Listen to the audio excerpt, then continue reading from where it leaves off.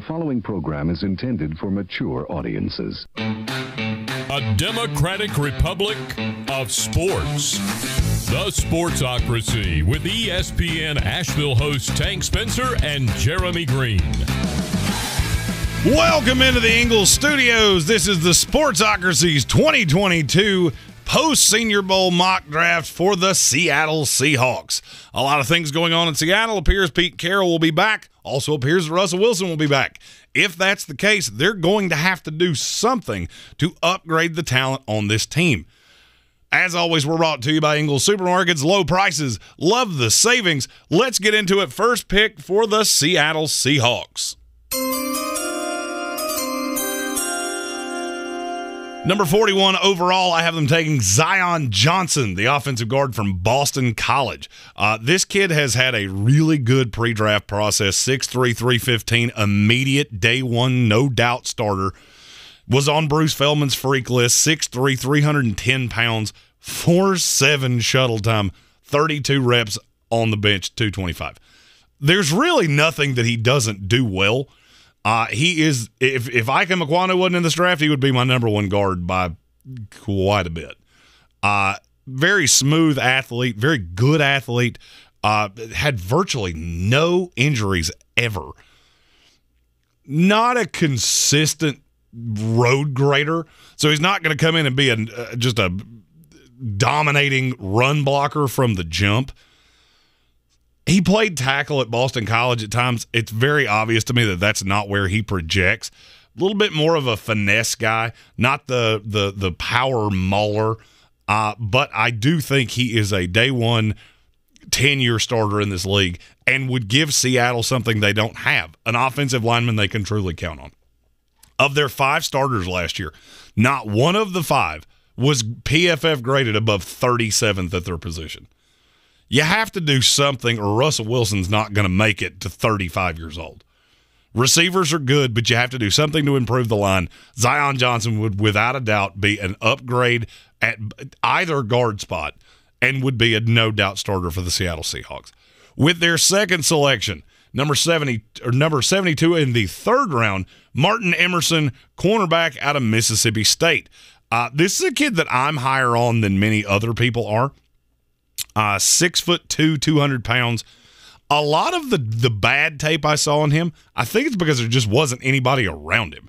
He was without a doubt the best defensive player at Mississippi State, unquestioned. Footwork needs some work. It needs to be rounded into shape, but he's very athletic, good hitter, very good tackler for a corner.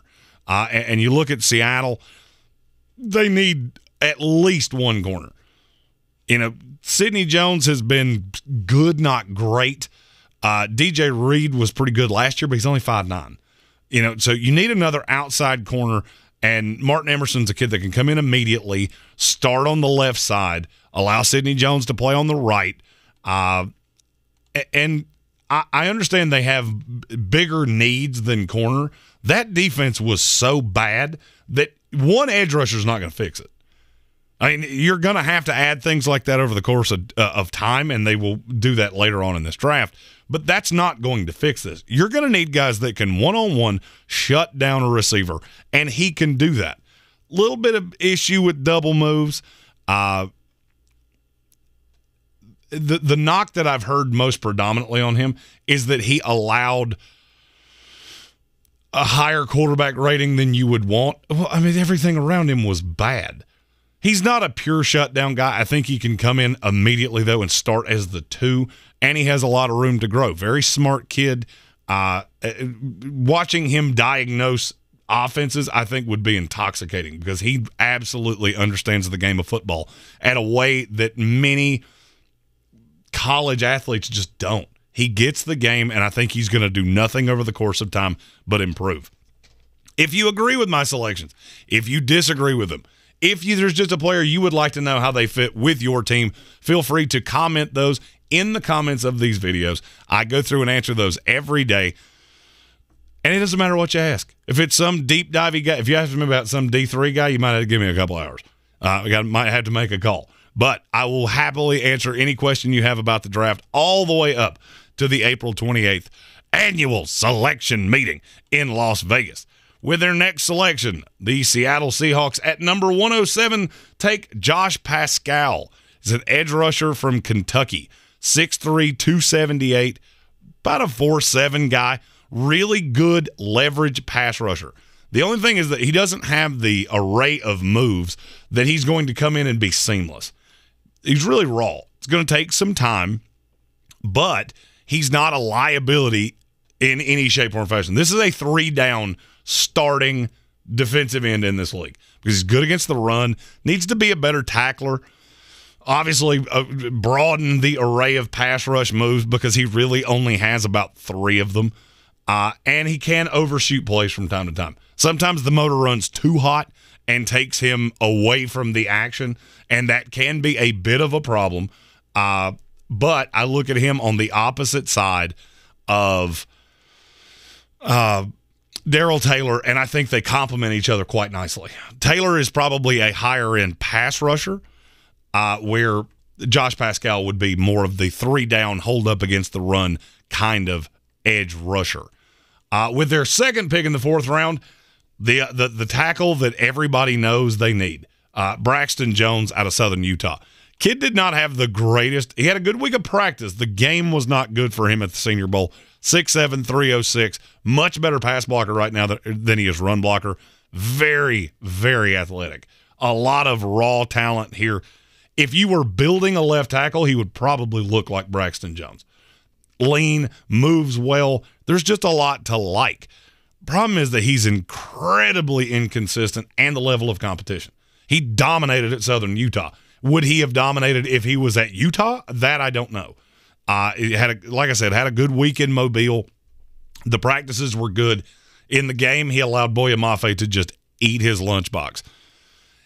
He does play a little high. Pad level can be a bit of an issue, but you expect that from a 6'7" offensive tackle. Not a no doubt day one. Ideally, you would bring back Dwayne Brown, play Braxton Jones on the right side with the intention he would eventually take over on the left side after some seasoning in the NFL. I do think he can be a left tackle in the NFL. Be sure to subscribe to the channel, click the notifications button so you'll know every time we go live, including 3 p.m. Eastern Time every weekday with our ESPN Radio Asheville live show. Seattle has 2 more picks left in this draft. In the 5th round, number 152, Caleb Elliby, quarterback, Western Michigan. There's a lot of raw to like with this kid. He kind of reminds me of Russell Wilson in a way. Not as straight line fast, but he's very athletic. 6'1", 210. Height could be a little bit of an issue. Dual threat quarterback. To me, he is a much better long-term fit than, say, a Geno Smith. I know what Geno Smith is. And I'm not saying this is somebody that could replace Russell Wilson or anything like that. He can play the game the same way.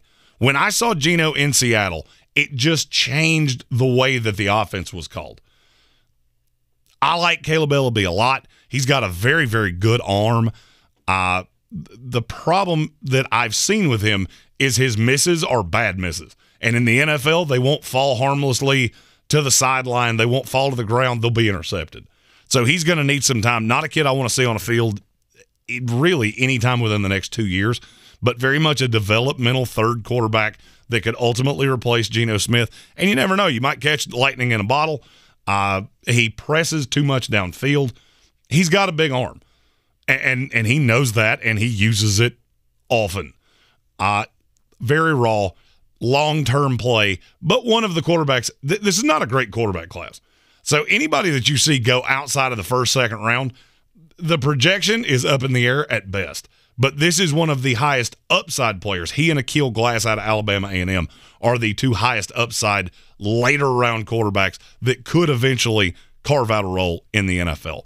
With their final pick in the 2022 7-round post-Senior Bowl mock draft, the Seattle Seahawks select Kyle Phillips, wide receiver from UCLA. Really good kick returner. He was an all Pac-10 kid, actually the first player that Chip Kelly ever signed at UCLA. I think he has the ability to be a very good slot receiver in the NFL. It's going to take a little bit of time. He's 5'11", about $195, very, very shifty. The route tree leaves something to be desired, but I could have said the same thing about Tyler Lockett when he came out.